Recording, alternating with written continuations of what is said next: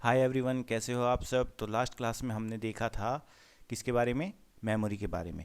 और मेमोरी में भी हमने देखा था किसके बारे में, मेमोरी यूनिट्स के बारे में। तो एक बार क्विक रिवीजन करते हैं और उसके बाद आगे अपने नेक्स्ट टॉपिक कंप्यूटर पोर्ट्स की ओर चलेंगे। तो हमने मेमोरी यूनिट की बात करी थी। तो सबसे छोटी मेमोरी यूनिट कंप्यूटर के लिए हमारी कौन सी बनी हुई है, जल्दी से बता दो। हम उसे कहते हैं बिट। बिट कहते हैं, ठीक है। अब बिट की फुल फॉर्म अगर आपसे कोई पूछेगा तो आप बता दोगे कि बिट की फुल फॉर्म क्या होती है, बाइनरी डिजिट होती है, ठीक है। अब बिट के अंदर कौन कौन सी वैल्यूज आती हैं हमारी, या तो हमारी 0 आ सकती है या हमारी 1 आ सकती हैं। यही हमारे पास दो बाइनरी डिजिट्स होती हैं, ठीक है।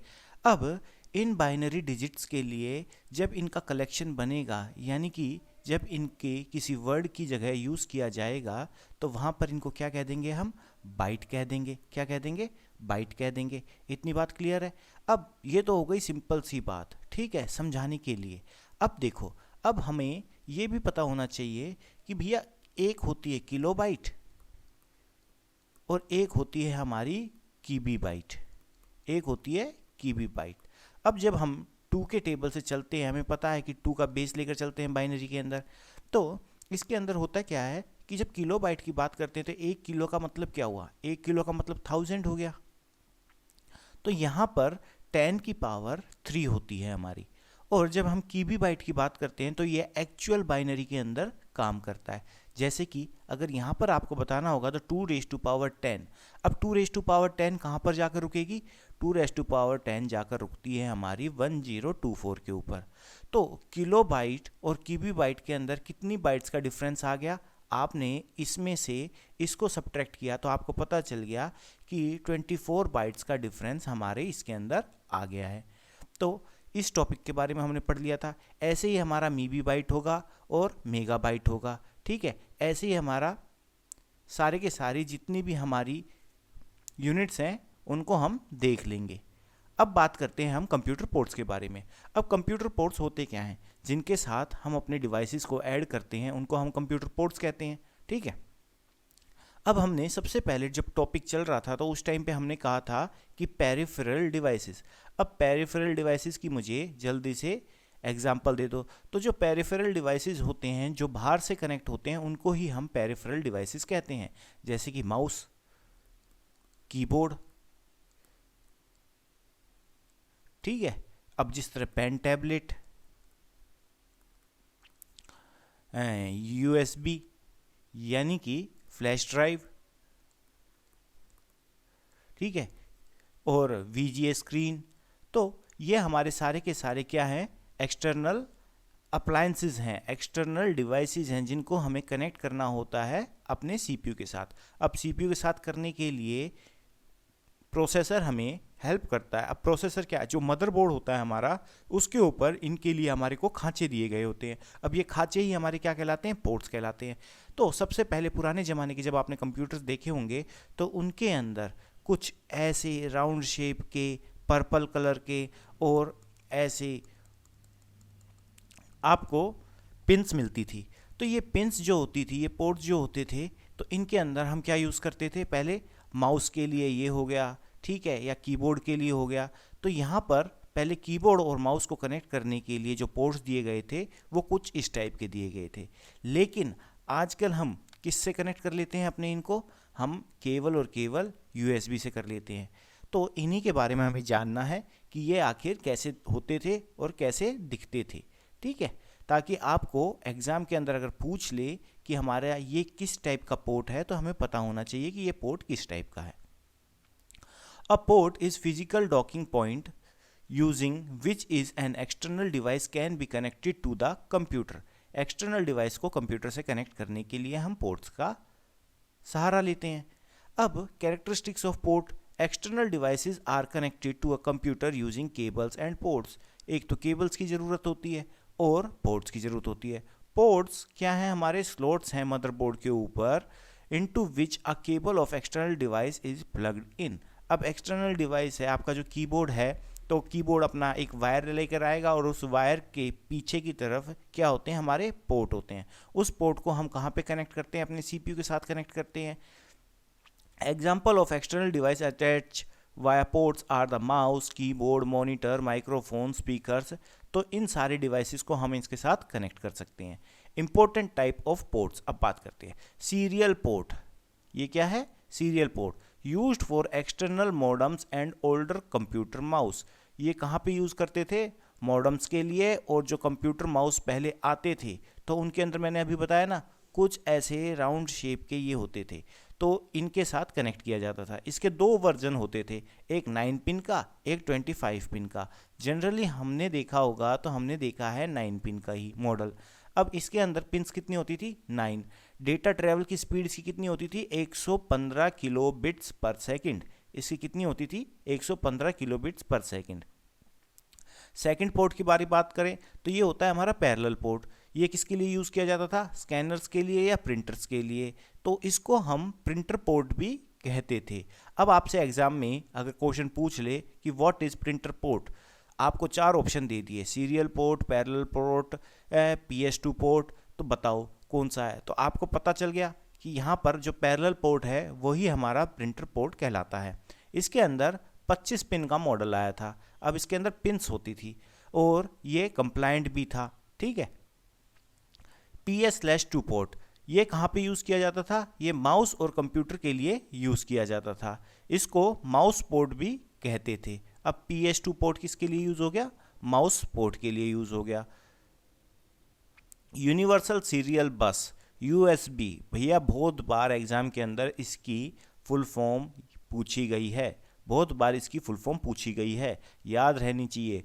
यूनिवर्सल सीरियल बस। अब यूनिवर्सल सीरियल बस 2.0 भी आती है, 3.0 भी आती है और 3.1 भी आती है। अगर इनके इस वर्जन की बात करें तो इसके अंदर जो डेटा ट्रांसफ़र की स्पीड होगी वो कम होगी। यहाँ पर बात करेंगे तो यहाँ पर डेटा ट्रांसफ़र की स्पीड हमारी इसके मुकाबले ज़्यादा होगी और यहाँ पर इससे भी ज़्यादा होगी, ठीक है। तो ये हमारे USB पोर्ट की बात हुई। अब यहाँ पर 3.0 और 2.0 को डिफ्रेंशिएट करने के लिए एक कोडिंग भी की जाती है कि जो USB 3.0 होती है, USB 3.0 होगी, वो हमारी ब्लू कलर की होती है। वो हमारी कैसी होती है? ब्लू कलर की होती है। तो अगर आपसे पूछ लें कि USB 3 का कलर कैसा है, तो आपको पता होना चाहिए कि USB 3 का कलर हमारा ब्लू होता है। It can connect all kinds of external USB devices such as external hard disk, printer. आजकल आपने देखा होगा कि जो भी चीज़ आती है सारी की सारी USB से कनेक्टेड हो जाती हैं, ठीक है। आपका फ़ोन का चार्जर भी USB वाला आने लग गया है, ठीक है। आजकल माउस जो है उसके ऊपर भी जो कनेक्टर है वो USB का आता है। कीबोर्ड है, कीबोर्ड के ऊपर भी आपका कनेक्टर USB का आ रहा है। प्रिंटर है तो प्रिंटर के ऊपर भी। लेकिन पहले के टाइम पर हर किसी के लिए कनेक्टर डिफरेंट्स होते थे। ये हमारी इंट्रोड्यूस कब हुई थी? 1997 के अंदर। Most of the computers provide 2 USB port as minimum. कम से कम एक कंप्यूटर के अंदर 2 USB पोर्ट तो होने ही चाहिए थे। इसकी डेटा ट्रांसफ़र स्पीड देखो, अब इसकी डेटा ट्रांसफ़र स्पीड थी 12 Mbps, यानी कि 12 MB पर second. USB compliant devices can get power from a USB port. अब आप अपने फ़ोन को लैपटॉप के साथ कनेक्ट कर देते हो तो वहाँ से वो चार्जिंग भी तो उठा लेता है, क्लियर। अब बात करते हैं VGA पोर्ट की। तो आपसे पूछा गया एक एग्जाम के अंदर क्वेश्चन कि what is the full form of VGA। तो VGA की फुल फॉर्म होती है हमारी वीडियो ग्राफिक्स और एरे, वीडियो ग्राफिक्स एरे। अब इसके अंदर क्या है कि ये हमारा किस डिवाइस को कनेक्ट करता है? हमारी स्क्रीन्स को कनेक्ट कर सकता है, ठीक है, प्रोजेक्टर को कनेक्ट कर सकता है। तो ये काम हमारा VGA पोर्ट का है। Connect monitor to a computer's video card. जो वीडियो कार्ड है हमारा कंप्यूटर का, उसके साथ कनेक्ट करने के लिए किसकी हेल्प ली जाती थी पहले? VGA पोर्ट की। इसके अंदर 15 होल्स होते थे। होल्स तो चलो आपसे नहीं पूछेंगे, लेकिन आपसे ये पूछ सकते हैं कि VGA की फुल फॉर्म यहाँ पे क्या थी। फिर आता है पावर कनेक्टर। तो ये पावर कनेक्टर का काम क्या है? कुछ नहीं, सेम वही है पावर पिन की तरह। पावर कनेक्टर क्या है? ऐसे आपको एक कनेक्टर दिखाई देगा जिसके अंदर यहाँ पे एक खांचा होगा, यहाँ पे एक खांचा होगा, यहाँ पे एक खांचा होगा। तो ये हमारा पोर्ट रहता है पावर प्रोवाइड करने के लिए। फिर आया हमारा फायर वायर पोर्ट। अब इस फायर वायर पोर्ट की स्पीड जो थी वो बहुत ज़्यादा थी, ठीक है। टेक्नोलॉजी चेंज हुई, हमारी स्पीड इंक्रीज हुई। Transfer large amount of data at very high speed, connects camcorder and video equipments to the computer. आपने कभी देखा है कि जो पहले कंप्यूटर्स आते थे उनके अंदर जो डिस्प्ले यूनिट होती थी या फिर जो हमारी वीडियोस बनती थी, तो वीडियोस की क्लियरिटी आज के मुकाबले कम थी। भैया पहले 720p के ऊपर जो हमारी मूवी चल रही है वो ही हम बहुत अच्छी मानते थे, लेकिन आज कितनी आ गई है, 4K तक आ गई है, और मैं कहूँ तो 8K भी आ चुकी है। तो इसके अंदर जितना ज़्यादा रेजोल्यूशन बढ़ेगा हमारा, उतना ज़्यादा डेटा ट्रांसफ़र की कैपेसिटी भी होनी चाहिए। तो डेटा ट्रांसफ़र की कैपेसिटी की बात करेंगे तो यहाँ पर फायरवायर पोर्ट की डेटा ट्रांसफ़र कैपेसिटी थी 400 से 800 मेगाबिट्स पर सेकंड। ठीक है, इसको किसने इन्वेंट किया था? फायरवायर पोर्ट को इन्वेंट किया था एप्पल ने। फायरवायर पोर्ट को इन्वेंट किया था एप्पल ने। इसके 3 वेरिएंट्स थे। एक 4 पिन फायरवायर आता था, ठीक है, एक 6 पिन फायरवायर आता था, और एक आता था हमारा 9 पिन फायरवायर। तो इसके बारे में हमें पता चलना चाहिए कि फायरवायर की अगर स्पीड पूछ लें तो आपको पता होनी चाहिए 400 से 800 होती थी। ठीक है, और इसको इन्वेंट किसने किया था? तो इसको इन्वेंट किया था एप्पल ने। अब मॉडेम पोर्ट जिसके साथ हम टेलीफोन नेटवर्क लाइन को कनेक्ट कर देते हैं उसको हमने कह दिया यहाँ पर मॉडेम पोर्ट। इथरनेट पोर्ट जो होता है हमारा, ये हमारा इंटरनेट से कनेक्ट करता है हमें। जो हम RJ45 कनेक्टर यूज़ करते हैं तो वो किसके अंदर यूज़ करते हैं? इथरनेट पोर्ट के अंदर यूज़ करते हैं। क्लियर है इतनी बात? अब बात करते हैं गेम पोर्ट की। तो यहाँ पे गेम पोर्ट के अंदर हम जॉयस्टिक को कनेक्ट कर रहे हैं। जो जॉयस्टिक हम ऊपर देख के आए थे कि कंप्यूटर के अंदर इनपुट डिवाइसेस कौन कौन से होते हैं, तो जॉयस्टिक हमारा एक इनपुट डिवाइस था जिसको हमने यहाँ पर देखा था। Digital video interface, full form याद कर लेना, ये किसकी है? DVI की। DVI की फुल फॉर्म क्या है? DVI की फुल फॉर्म क्या है? Digital video interface. ये क्या कनेक्ट करता था? ये अपनी मॉनिटर्स को कनेक्ट करता था। ठीक है, ये क्या करता था? DVI पोर्ट का काम क्या था? मॉनिटर्स को कनेक्ट करने का। ऊपर गए तो ऊपर देखा तो ऊपर हमारे पास VGA पोर्ट था, फिर उसके बाद अब ये आ गया हमारे पास DVI पोर्ट। ऐसे ही हमारे पास एक पोर्ट और होता है जिसको हम कहते हैं HDMI। ठीक है, एक पोर्ट और होता है जिसको हम क्या कहते हैं? HDMI पोर्ट कहते हैं। अब इस HDMI पोर्ट से भी हम क्या करते हैं? अपने जितने कैमकोडर्स होते हैं, ठीक है, जितने भी कैमरा होंगे उनको कनेक्ट कर देंगे, या फिर हमारे जो स्क्रीन्स हैं, मॉनिटर्स हैं, जिनके अंदर हाई रिफ्रेश रेट होती है, हाई डेटा ट्रांसफ़र स्पीड होती है, उनको कनेक्ट करने के लिए हम किसका यूज़ करते हैं? HDMI पोर्ट का यूज़ करते हैं। इतनी बात सबको क्लियर है? किसी को कोई डाउट है इसके अंदर तो जल्दी से बताओ। अब इसकी अगर फुल फॉर्म पूछ ले आपसे तो इसकी फुल फॉर्म क्या होती है? High definition multimedia interface. इसकी फुल फॉर्म क्या होती है? High definition multimedia interface. High definition, मैं लिख देता हूं आपके लिए, हाई डेफिनेशन मल्टीमीडिया इंटरफेस। तो अगर हम कंप्यूटर फंडामेंटल पढ़ रहे हैं तो हमें इन छोटी छोटी टर्म्स के बारे में पता होना चाहिए, इनकी फुल फॉर्म के बारे में पता होना चाहिए। अगर इनकी फुल फॉर्म नहीं पता तो हमारा समझो कंप्यूटर फंडामेंटल का टॉपिक क्लियर हुआ ही नहीं, क्योंकि इसके अंदर बेसिक बातों की जिक्र करा गया है जो कि हमें पता होना चाहिए। अब बात करते हैं हम सॉकेट्स की। अब सॉकेट्स क्या होती हैं? आपने अपने फ़ोन के अंदर एक ऐसा होल देखा होगा जिसके अंदर आप अपनी हैंड्स फ्री को या फिर जो आपकी जिसको आप लीड कहते हो, ठीक है, उसको आप कनेक्ट करते हो। तो इन होल्स को हम यहाँ पे क्या कहते हैं? एक्चुअल टर्म के अंदर सॉकेट्स कहते हैं। अब ये सॉकेट्स किसके लिए यूज़ करते हैं? माइक्रोफोन को या स्पीकर को कनेक्ट करने के लिए। किसके साथ? Sound card of the computer. अब जो मदरबोर्ड होगा उसके ऊपर ये साउंड कार्ड भी फिक्स रहता है, ठीक है, मदरबोर्ड के ऊपर ही हमारा ग्राफिक्स इनबिल्ट फिक्स रहता है। कुछ मदरबोर्ड होते हैं जो सपोर्ट करते हैं, कुछ होते हैं जो सपोर्ट नहीं करते। वो हर मदरबोर्ड की अपनी खासियत है, जैसे पैसे का आप लोगे वैसे फीचर्स वो आपको देता है। तो हमारे पास यहाँ पर जो सॉकेट्स होती हैं वो कुछ इस टाइप की दिखाई देती हैं, जिनके अंदर हम अपनी जो हैंड्स फ्री है उसको प्लग इन करते हैं। इतनी बात क्लियर है? पोर्ट्स के बारे में सबको पता चल गया, ठीक है।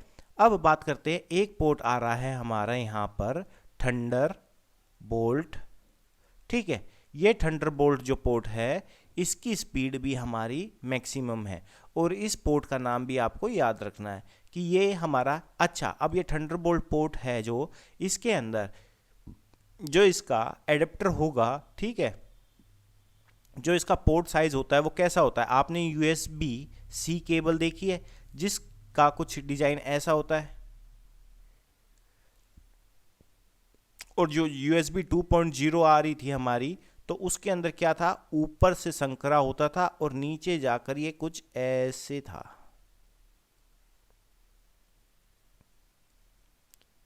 ऐसे ऐसे ऐसे ऐसे, ऐसी हमारी USB 2.0 आती थी। और जो हमारी USB 3.0 है, यानी कि इसको ऐसे लगा लो या ऐसे लगा लो, उल्टा सीधा करने की इसमें ज़रूरत नहीं पड़ती है। तो थंडरबोल्ट पोर्ट भी हमारा 3.0 जो USB आ रही है, बिल्कुल वैसे ही हमारे उसके ऊपर आ रहा है। अब बात करते हैं ऑपरेटिंग सिस्टम। भैया सारी की सारी बात कर ली है हमने, यहाँ पे कंपोनेंट्स की बात कर ली है, यहाँ पे इसके अंदर मेमोरी की बात कर ली है। मेमोरी के बाद हमने किसकी बात करी थी, यहाँ पर मेमोरी यूनिट्स की बात करी थी। मेमोरी यूनिट्स के बाद हमने किसकी बात करी थी, जनरेशन की बात करी थी। जनरेशन के बाद हमने कंप्यूटर टाइप्स की बात करी थी। कंप्यूटर टाइप्स के बाद हमने किसकी बात करी है यहाँ पर? अब बात करने वाले हैं हम किसकी? ऑपरेटिंग सिस्टम की। भैया ये भी तो एक कंपोनेंट है और इसके बारे में भी आपसे कंप्यूटर फंडामेंटल के अंदर एक सवाल बनता ही बनता है। अब इसका सवाल क्या है कि ऑपरेटिंग सिस्टम आखिर है क्या? तो भैया एक बात बताओ कि जो कंप्यूटर, जो सीपीयू आप लेकर आए हो, उस सीपीयू को आप अच्छे से जानते तो हो नहीं कि भैया उसके अंदर क्या है, उसको कैसे यूज़ करना है। और उसको तो जितने इंजीनियर्स हैं वो भी नहीं जानते, क्योंकि हर कोई इंजीनियर अपने टर्म के अंदर स्पेसिफिक होता है। ठीक है, अगर मैं कहूँगा कि मुझे इस कंप्यूटर के बारे में सब कुछ पता है तो ये मेरे लिए पॉसिबल नहीं है। अगर मैं माइक्रो प्रोसेसर की प्रोग्रामिंग करता हूं तो मुझे माइक्रो प्रोसेसर के बारे में ज़्यादा पता होगा। लेकिन अगर मैं कहता हूं कि मुझे मदरबोर्ड के बारे में भी पता है, तो मदरबोर्ड के बारे में किसको पता होगा? जो इलेक्ट्रॉनिक्स के अंदर काम करते हैं। इतनी बात क्लियर है कि उसकी सर्किट कैसे डिज़ाइन की गई है और उस सर्किट के अंदर हमने क्या क्या यूज़ किया है। तो ये सारा काम हमारा किसका है? मदरबोर्ड डिज़ाइन करने वाले का है। माइक्रो प्रोसेसर डिज़ाइन करने वाले का काम माइक्रो प्रोसेसर का है। तो ऐसे ही हमारा ऑपरेटिंग सिस्टम है। अब ऑपरेटिंग सिस्टम बनाते कौन है? हमारे जैसे ही लोग बनाते हैं, ठीक है, जो अब ये एग्ज़ाम देने वाले हैं। तो ऑपरेटिंग सिस्टम की हमें ज़रूरत क्या पड़ी और ऑपरेटिंग सिस्टम आखिर होता क्या है? तो ऑपरेटिंग सिस्टम की अगर सिंपल सी डेफिनेशन देखोगे तो ऑपरेटिंग सिस्टम क्या है? एक इंटरफेस है, एक माध्यम है। इंटरफेस का मतलब क्या हो गया? माध्यम। अगर इंटरफेस की बात कर रहे हो यहाँ पर, तो आपको पता होना चाहिए, जैसे आपके घर के अंदर किसी का कुछ काम करवाना होता है आपको, ठीक है। अगर मैं कहता हूँ कि आपको चलो ड्राइविंग लाइसेंस ही बनवाना है, तो ड्राइविंग लाइसेंस बनवाने के लिए आप क्या करते हो? या तो डायरेक्ट ड्राइविंग लाइसेंस की जो अथॉरिटी होगी आपकी, उसके अंदर जाओगे और काम करवा लोगे। लेकिन आपको उस झंझट से बचना है, ठीक है। वहाँ पे 2-3 दिन चक्कर काटोगे, कभी वो कहेगा कि ये डॉक्यूमेंट पूरा नहीं है, कभी वो कहेगा ये डॉक्यूमेंट पूरा नहीं है, ये डॉक्यूमेंट लेकर आओ, ये लेकर आओ, इस टाइम पर आओ, अभी लंच टाइम चल रहा है। तो इन सारे झंझटों से मुक्ति पाने के लिए आप दूसरा रास्ता अपनाते हो, और वो रास्ता होता है एजेंट को पकड़ने का, ठीक है। जो बीच में एजेंट आप लेकर आते हो, जिसको आप कहते हैं कि 200-500 रुपये ले ले और मेरा ये काम करवा दे, तो वो काम किसका हो गया? हमारा ऑपरेटिंग सिस्टम का। तो यहाँ पे ऑपरेटिंग सिस्टम भी हमारा कुछ ऐसे ही काम करता है। अगर हमारे पास ऑपरेटिंग सिस्टम नहीं है तो इसका मतलब ये नहीं है कि हम मशीन को ऑपरेट नहीं कर सकते। मशीन को ऑपरेट कर सकते हैं, लेकिन एक बात बताओ कि कब तक खुद से इतनी मेहनत कर पाओगे? तो आप बीच में लेकर आए एक एजेंट, जिसको आपने कह दिया यहाँ पर ऑपरेटिंग सिस्टम। ये ऑपरेटिंग सिस्टम केवल और केवल एजेंट है, जिसके पास सारी समस्याओं का हल है। यहाँ पर ये आपके मॉनिटर को भी, ठीक है, ऑपरेट करेगा, आपके सीपीयू को भी ऑपरेट करेगा, उसके कूलिंग डाउन के फीचर को भी ऑपरेट करेगा, आपकी मेमोरी को भी ऑपरेट करेगा, ठीक है। तो ये सारे काम करने का जिम्मा किसने उठा लिया? इस ऑपरेटिंग सिस्टम ने। तो ये ऑपरेटिंग सिस्टम जो है हमारा, ये एक इंटरफेस, ठीक है, ये एक इंटरफेस की तरह इंटरेक्ट करता है, यानी कि ये एक मीडियम है। अब मैं कहता हूँ कि यहाँ पर मैं बैठा हूँ, ठीक है, यहाँ पे मैं बैठा हूँ और यहाँ से मुझे यहाँ आपके पास क्या करना है? डेटा सेंड करना है। तो इस डेटा के बीच में, अब यहाँ पे अगर मैं इस वायर के थ्रू अगर डेटा सेंड कर रहा हूँ, तो ये वायर मेरा क्या है? यहाँ पर इंटरफेस हो गया, ठीक है। तो ये मीडियम हो गया। तो ऐसे ही हमारा मीडियम बन जाता है ऑपरेटिंग सिस्टम। किस किस के बीच में? एक होता है हमारा यूज़र, जैसे कि आप, और एक होती है हमारी मशीन। अब ये मशीन जो है, इसको चलाना आसान काम तो है नहीं, क्योंकि इसके अंदर इतने सारे कंपोनेंट्स हैं जिसके बारे में हमने पढ़ा नहीं है, जिसके बारे में हमें स्पेशलाइजेशन है नहीं। तो इसको कनेक्ट करने के लिए, ठीक है, कि भैया ये यूज़र आदमी ना कुछ पढ़ा लिखा नहीं है, इसको कुछ समझ नहीं है, इसको आसानी से ऑपरेट कर ले, तो इसके लिए बनाया इन्होंने इस ऑपरेटिंग सिस्टम को। तो ये ऑपरेटिंग सिस्टम यूज़र की मदद करता है। कैसे? इस ऑपरेटिंग सिस्टम ने प्रोवाइड कर दिया आपको एक बटन जिसके ऊपर लिखा था स्टार्ट। तो आपने क्या कर दिया, स्टार्ट पे क्लिक करा तो ये स्टार्ट हो गया। अब स्टार्ट होने के बाद इसने दिखाए उसके अंदर बहुत सारे फीचर्स। अब इस फीचर के अंदर आपने कहा मुझे तो इसके अंदर चेस वाला गेम खेलना है, तो आपने ढूंढा प्रोग्राम्स, और इस प्रोग्राम्स के अंदर जाकर आपने ढूंढे गेम्स, और इस गेम्स के अंदर जाकर आपने यहाँ पर अपना चेस का गेम खेल लिया। ठीक है। या फिर आपको पेंट करना था, तो आपने क्या करा, आप प्रोग्राम्स में गए, आप पेंट में गए और आपने अपना पेंट का काम कर लिया। लेकिन अगर ये ऑपरेटिंग सिस्टम नहीं होता तो जो ये स्टेप बता रहा है आपको, जैसे कि पहले प्रोग्राम्स के अंदर जाओ, प्रोग्राम्स के अंदर फिर आपको यहाँ पर मिलेगा हमारा गेम्स का ऑप्शन, इस गेम्स के ऑप्शन पे क्लिक करना, फिर उसके बाद आपको मिलेगा यहाँ पर आपका चेस का गेम। अब इतने सारे झंझट झमेले को या तो आप खुद करते या फिर आपने किसकी मदद ले ली, ऑपरेटिंग सिस्टम की। तो हमारा जो ऑपरेटिंग सिस्टम है वो हमारा इंटरफेस है किस किस के बीच में, हमारा यूज़र के बीच में और मशीन के बीच में, यूज़र के बीच में और मशीन के बीच में। तो यही डेफिनेशन हमारी यहाँ पर लिखी गई है कि an operating system is a program that acts as an interface. Interface किस किस के बीच में, between the software and the computer hardware. और हम यहाँ पर अपना यूज़र को भी ऐड कर सकते हैं। It is an integrated set of specialised program. इसके अंदर भैया दुनिया भर के प्रोग्राम्स लिखे गए होंगे। आपने इसकी साइज़ देखी है, 2 GB, 4 GB, 7 GB, 3 GB। तो कुछ इस तरीके से अगर देखोगे तो इस विंडो की साइज़ होती है। अब ये विंडोज़ जो है वही तो हमारी ऑपरेटिंग सिस्टम है। यहाँ पर ऑपरेटिंग सिस्टम किसे कहते हैं?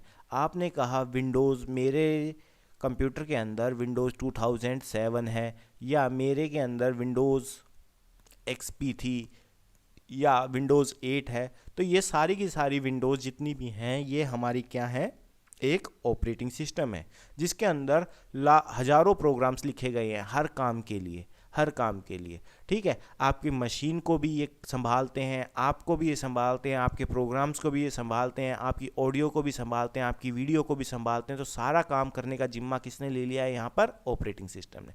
तो ऑपरेटिंग सिस्टम क्या है? एक इंटरफेस है किस किस के बीच में, बिटवीन द यूज़र, यानी कि आपके बीच में और मशीन के बीच में, जो मशीन आप यूज़ कर रहे हो। तो इतनी सी बात थी ऑपरेटिंग सिस्टम की। और ये कहाँ पे अटका है?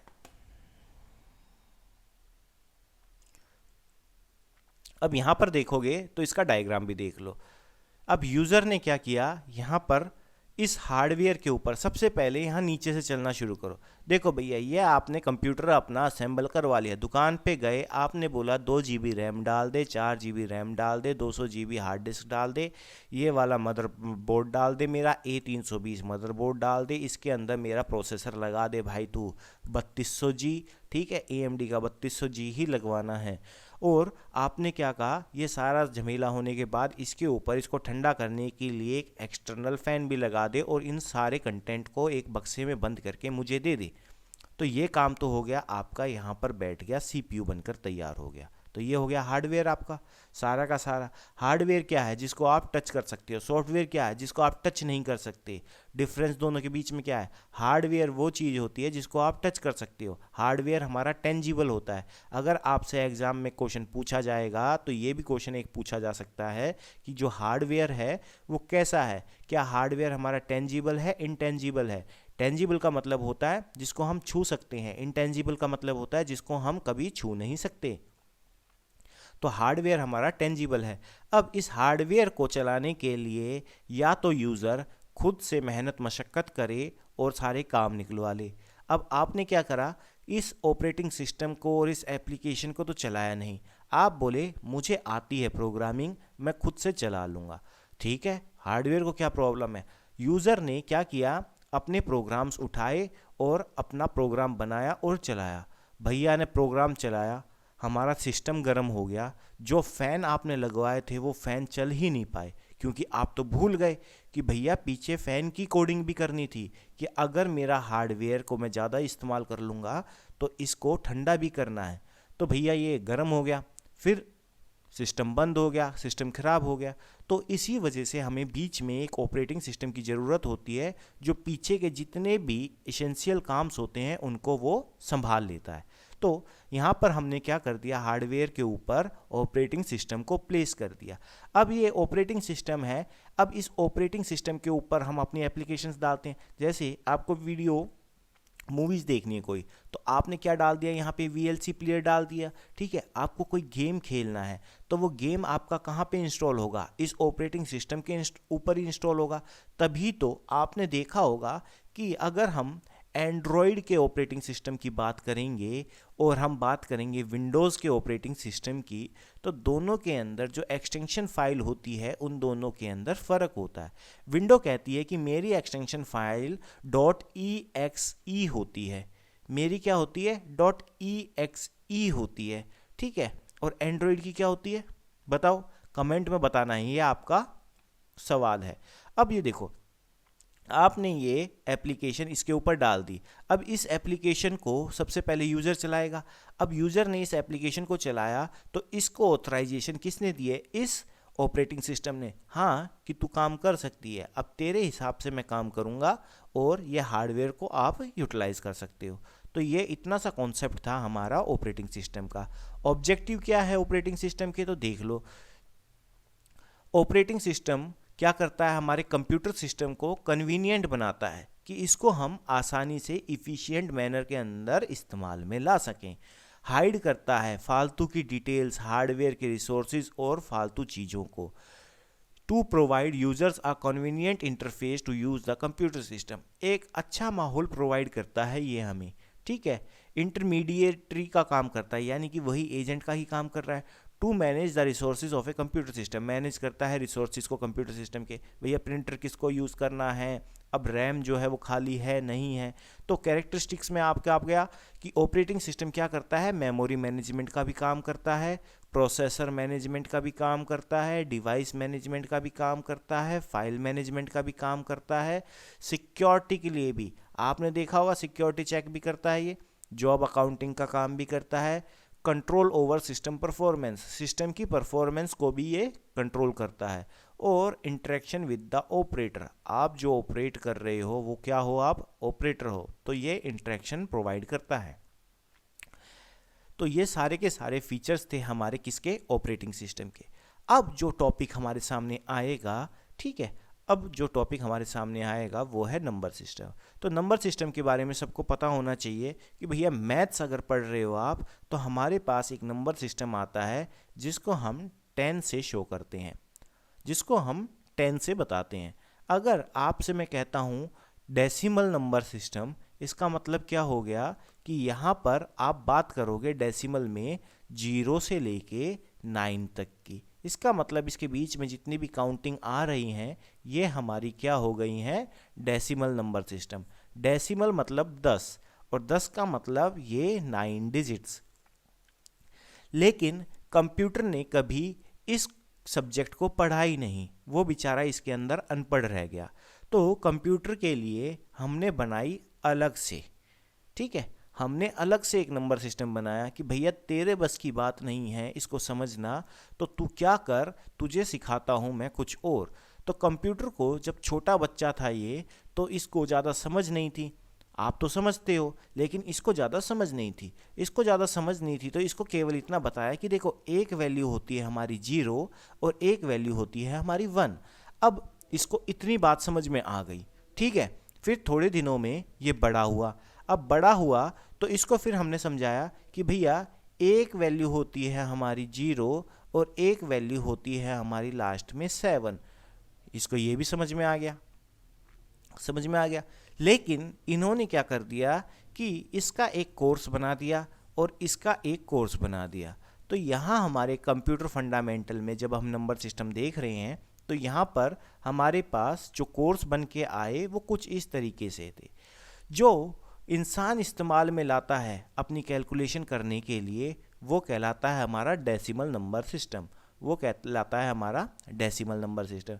जो कंप्यूटर अपने इस्तेमाल के अंदर लेकर आते हैं, जिसके थ्रू ये कैलकुलेशंस करते हैं, डेटा को एक्सेस करते हैं या ऑपरेट करते हैं या फिर प्रोसेस करते हैं, तो उसके लिए जो यूज़ किया जाता है वो होता है हमारा binary number system, octal number system और हेक्साडेसिमल नंबर सिस्टम। इतनी बात सबको समझ में आ गई। तो ये क्या है, डेटा को रिप्रेजेंट करने का एक तरीका होता है नंबर सिस्टम।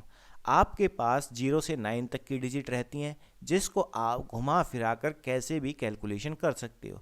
कंप्यूटर भाई साहब के पास जब ये छोटा बच्चा था तो ऐसा कुछ इसके समझ में आया नहीं, तो इन्होंने बना दिया बाइनरी नंबर सिस्टम को, जिसके अंदर इन्होंने कहा कि तू 2 डिजिट से ही खेल।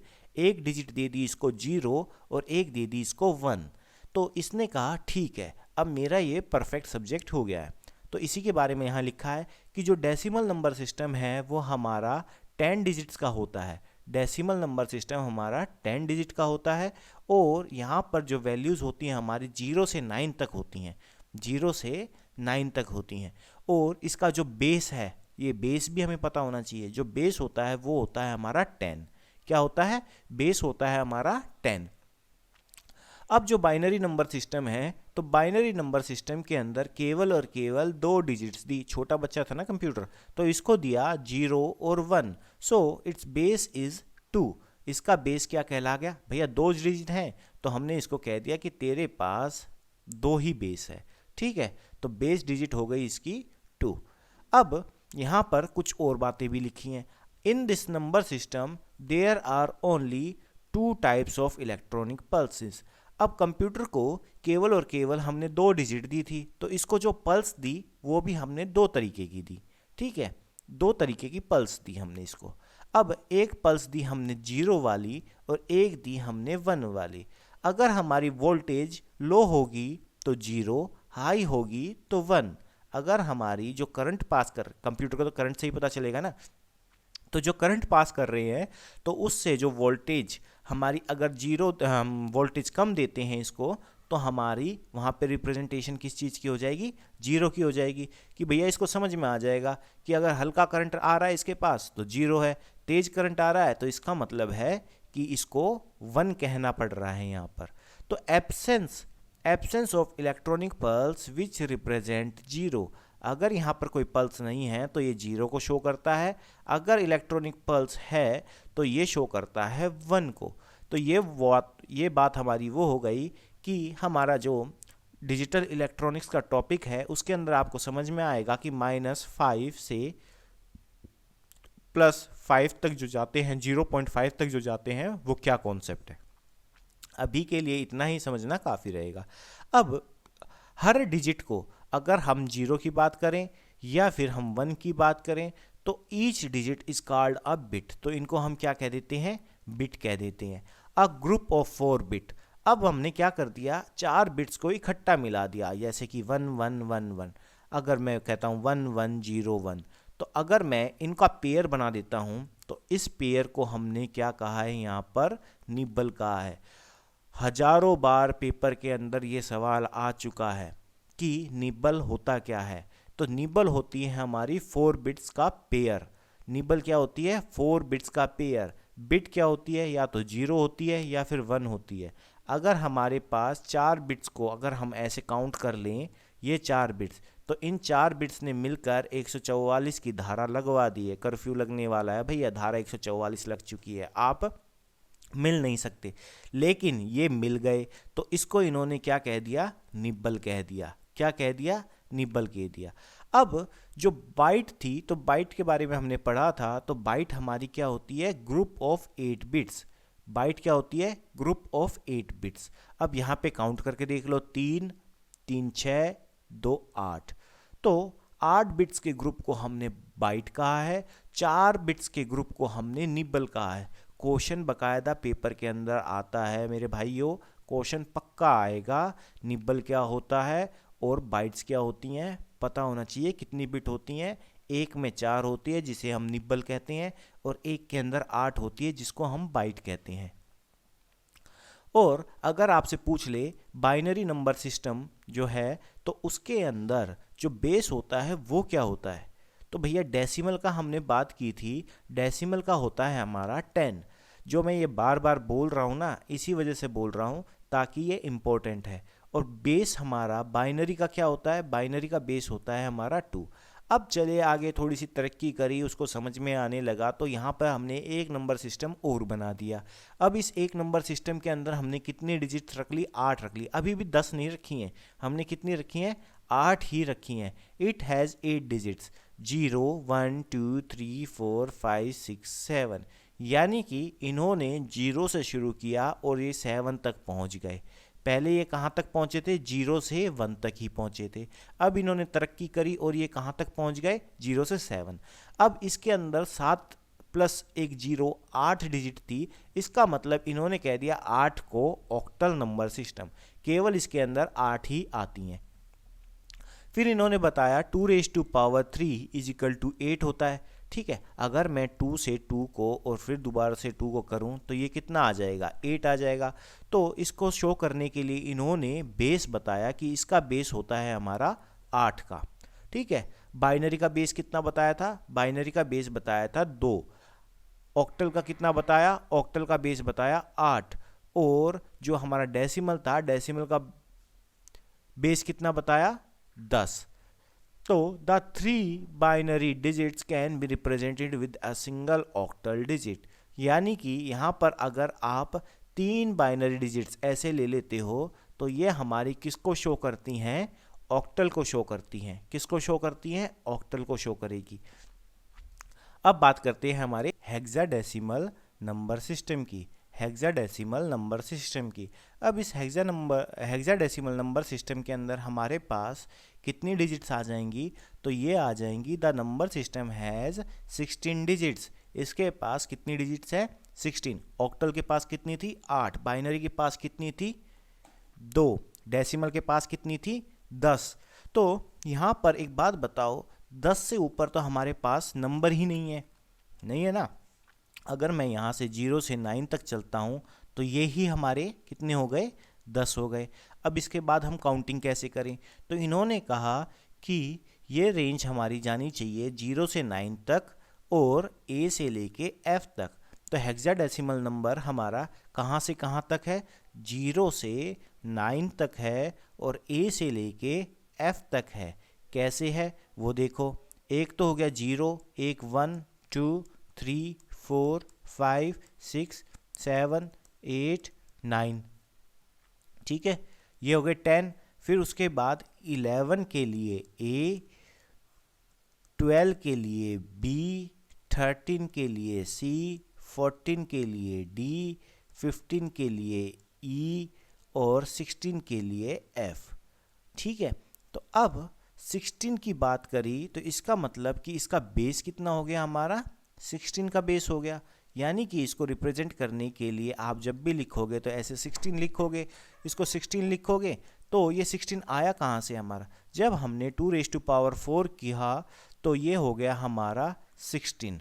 अब 2 × 2 × 2 × 2 ये होता है हमारा 16।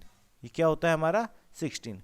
तो हमने यही टॉपिक देखा। तो इसके अंदर हमारा क्या था कि हमने बात करी नंबर सिस्टम की। तो पहला हमने बात करी बाइनरी नंबर सिस्टम की, दूसरी बात करी डेसिमल नंबर सिस्टम की, तीसरी बात करी ऑक्टल नंबर सिस्टम की और चौथी बात करी हमारी हेक्साडेसिमल नंबर सिस्टम की। तो आज की क्लास में इतना ही, नेक्स्ट क्लास में मिलेंगे नेक्स्ट टॉपिक के साथ। तब तक के लिए bye, take care, have a nice day.